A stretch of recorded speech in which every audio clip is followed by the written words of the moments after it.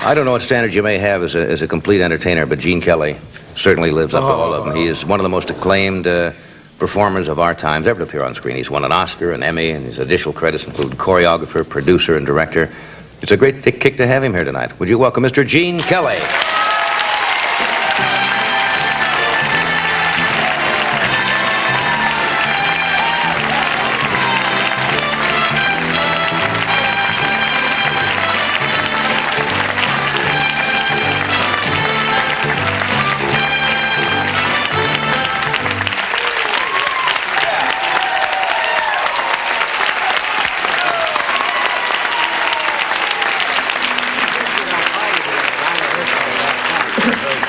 Now let's call love coming from an audience. Shanky McBride. Yes, and now I feel secure again, Sheldon. I heard that part, but I heard that thing about your real name is Sheldon. Right. Well, my real name is Eugene. You see, you can't be baptized, at least in the Catholic Church. There's no St. Gene, so it's St. Eugene. But it did me a lot of good because I had to fight my way to school. It was considered a sissy name. So when Gene Tunney beat Jack Dempsey, then I was king. I became Gene. That's interesting. That's a true But up to then thing. it was Eugene. My real name is Eugene Kelly, but and I'm not Italian. No. Singing in the Rain with Eugene Kelly. No, that doesn't make it at all. But ever since I was about 10 years of age, I was Gene. But before that, it was terrible. Kids say, Eugene, how are you, Eugene? Kids I are don't cruel, feel like aren't a they? Sheldon. Do you feel like a Eugene? No, it's a strange thing now. The only person who did call me that, you were talking about your mother, and no mother jokes here, but when she would get angry, she'd say, Eugene, and then I knew she was mad, and I'd stick to me. Even when I was in college, even that old, if she'd say Eugene, I knew she would really burn at me. Now, he looks like a Johnny. Yeah, well, he's You look like a Johnny. Midwestern All-American, yeah. Hi, guys. Only my mother really calls me John, and when she gets hacked, she can say John. Same thing, huh? I mean, it's John, and you know there is trouble afoot. You know, that's funny. Kids can be very cruel when they're young, but they don't realize they're being cruel, I guess, but they are. But Melvin was a name for a while that when you were a kid and you were named Melvin or something like that. Yeah, that we consider that a sissy name. Seymour. But I have a kid named Timothy. He's just 13 now. And all of a sudden this year, he says, my name's not Timothy, it's Tim. Yeah, I can't call him Timothy. We have a Tim at home, too. Yeah, that's right. He's 14. Yeah. And when I named my son Christopher Carson after my grandfather, and when he was a kid, we started calling him Kit, because that's Kit Carson, and my dad is called Kit all his life. And all of a sudden he came home from school one day and says, I don't want to be called Kit anymore. The kids were calling him Kitty Cat.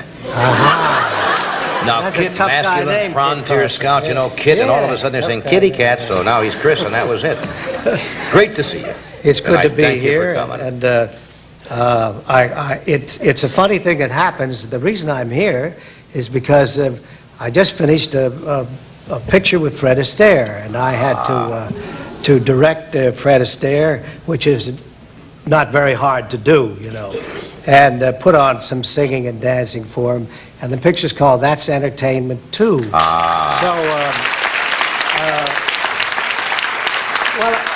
at any rate, everybody got excited about Fred Astaire and myself getting together. And actually, all we did was have a ball. We went down and put on some songs and dances and sort of glued the picture together. And we think it's a very good picture. And it's a sequel to That's Entertainment, which most of you, I'm sure, have seen. That's got to be so.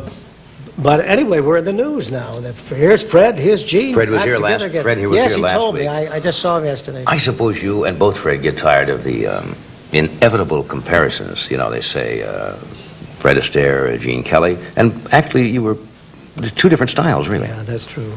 You were more athletic in the things you did.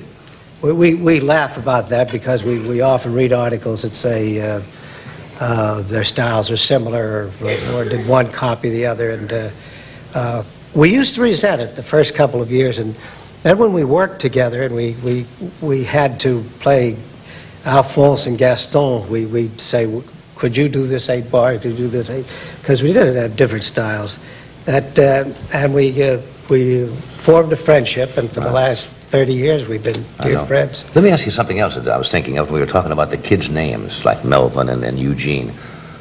When I was growing up, and if a guy was a dancer, right away again they'd say, Sissy, he's dancing.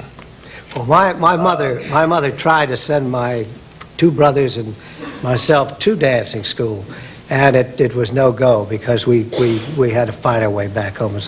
But when I got into high school, and again, this sort of goes back to your discussion earlier with Shecky, and the... You can call me Sheldon. Eugene. So anyway, Sheldon, John. Yeah. It made you popular with the girls if you were a good dancer. And my kid brother, not my older brother, my kid brother, Fred, I know Ed, you know Fred. My kid brother, Fred, taught me how to dance. And I was a big shot with the girls. But I, too, was truthfully shy. I couldn't go into a room and say, may I have the next dance? In those days, when you put your arm around a girl, you had to dance with her. You know, you just didn't go up and put your arm around a girl. And it was a form of courtship. And dancing was the way to meet a girl and the way to get close to a girl. Nowadays, contact is out. You know, if you touch, you're disqualified. Can I have this dance? And they're over that side of the room. Ha, ha, ha, ha. It's a different world, but it's nice. A lot of people make a lot of money. Well, it was a way of socializing. You get to know the girl and talk and everything else. These kids don't talk to each other when they dance. They just the wait music's goodbye. too loud. Something happens. I don't know what it is. Well, it's too dark to read a newspaper, and it's too loud to talk, and the food's no good, so you better get up there and dance. Let me take a short break here. We'll be right back. I love that Stay shit. with us.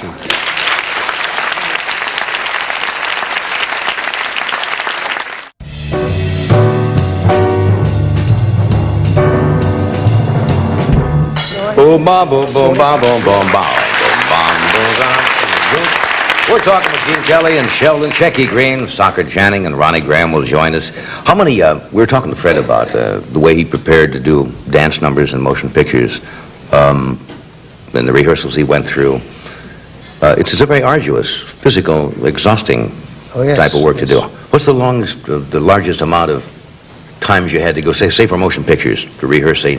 It depends. It depends on the number. Now, the number you were kidding me about, Singing in the Rain tonight. I wasn't kidding you. It was a very easy number to do because the song said it all, and you sort of set it on the song. As a matter of fact, the producer, who happened to be the writer of the song, Arthur Freed, said, what are you going to do with the song? And I said, well, it's going to be raining, I'm going to be singing, and then I'm going to dance. And a fine musician by the name of Roger Edens dug up that brag, doo-ba-doo-boop-boop, and that threw me of the whole thing. But there are the one number that I spent longer on than any number in the history, I guess the history of the world, anybody did, was a number I did with a newspaper and a squeaky board. And I don't know how many people saw that picture, but I had to, thank you, I had to tear that apart, and I made up my mind I was going to do it. It was a hard number to do.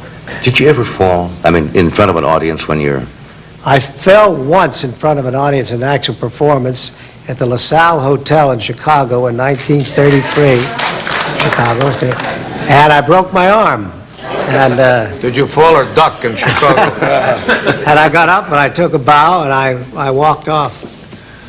Yeah. Broke my arm. Fell on a greasy spot on the dance floor. Yeah, That's the only time. Yeah, that was good. If I watch, you know what I won't watch on television? Are ice skaters They during the scared me, Olympics. too. I don't know what that Scared is. them, I yeah. sit there and I say, she's going to fall. And inevitably, as soon as I say it, right on her can. It's like the skier that comes down on Wide World every time. I can't watch that anymore. The agony of defeat. Yes, that poor guy. That hurts. Which film did you enjoy the most? And it gave you the most pleasure? It was not a musical. It was called The Three Musketeers. And I got a chance to put a mustache and a beard and long hair down here and do a lot of sword play and punching and fighting. I thought it was just a bunch of fun. Yeah. It's like doing a Western with plumes. And that was the picture I had the most fun in. The thing about dancing, you mentioned that Fred and I often discuss this, Fred Astaire, and my brother Fred too. The easier dance looks, usually the more time you put in on it. And if you can make the audience feel that the dance is thrown away and very careless. You've seen Astaire and Rogers, for example, floating around the ballroom floor. Well, they were killing each other, getting those steps together and working and sweating. But you must never let the audience, and this is a dancer's trade secret, you must never let them think you're working hard. If you have to jump over something, you can't make it look like that. It has to be very light and very effortless. And to do that is the most It's work. arduous. Yeah. I guess that's the mark of any artistry, whether it's a singer or a To hide dancer, it. is just To to make hide it look, they're not conscious of the technique Hide at the all. work. It's just Hide the there, work, and yeah. they're not conscious of what you're doing. How about leading ladies? We were talking about something during the break. It's interesting. I suppose every time you go out, and I've seen you places where there's dancing, every woman in the place figures, you get up early in the morning and start dancing because, Yes. and that you can't wait to get to a dance floor and dance. Now, how do you diplomatically, without getting somebody's nose out of joint, "Oh, Mr. Kelly, won't you just dance a few steps with me?" Now, Well, so this is sometimes a problem at big parties, and you try to be polite, and most women of my generation are good dancers. I mean, the kind of dancer we were talking about at the break, cheek to cheek, and they'll want to dance, but if they come up to, say, Fred Astaire, and they'll say, "Oh, come on, Mr. Astaire, I know you just can't wait to get up on the floor," and he's sitting, thinking, but the minute he puts his arm around the lady, she'll freeze. And she thinks that he's going to throw her over the desk. Now, all we're doing is just this. Very simply done like it. Nothing else. Just the way anybody would do. But you can feel the lady is this tight, and she's waiting for you to throw her over the chairs.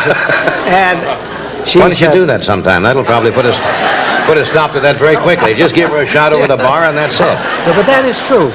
They expect something, and ballroom dancing, social dancing, is a polite way of Right. meeting and talking and chatting, and also moving to rhythm, to good music. Yeah. It's a lovely thing to do. I like to dance with girls. Yeah. Well, that's. I really do, yeah. They make by far the best partners for fellas. To sell something here. We shall be back. Do you know where your coughs come from? Watch this from Vic's Formula 44. What a-